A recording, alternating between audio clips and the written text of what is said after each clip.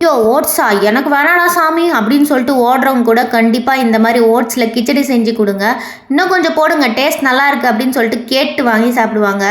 வாங்க எப்படி பண்ணுறது பார்க்கலாமா? குக்கரில் 2 ஸ்பூன் ஆயில் போட்டுக்கோங்க. 1 ஸ்பூன் கடுகு, 1/2 ஸ்பூன் சீரகம், ஒரு மீடியம் சைஸ் ஆனியன் போட்டுட்டு கருவேப்பிலை, ஒரே ஒரு மீடியம் சைஸ் வந்து கிரீன் சில்லி இருக்குல்ல, அது நீள் வாக்கில் கட் பண்ணி அதில் போட்டுருங்க.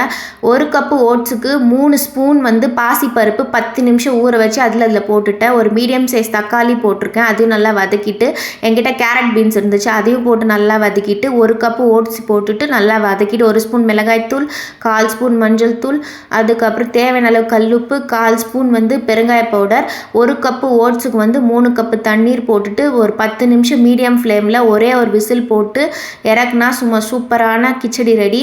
மேலே வந்து கொத்தமல்லி போட்டு இறக்குனா சும்மா டேஸ்ட் அல்லும். கண்டிப்பாக ட்ரை பண்ணி பார்த்துட்டு கமெண்ட்டில் சொல்லுங்கள். பிடிச்சிருந்தா சப்ஸ்கிரைபும் பண்ணிக்கோங்க.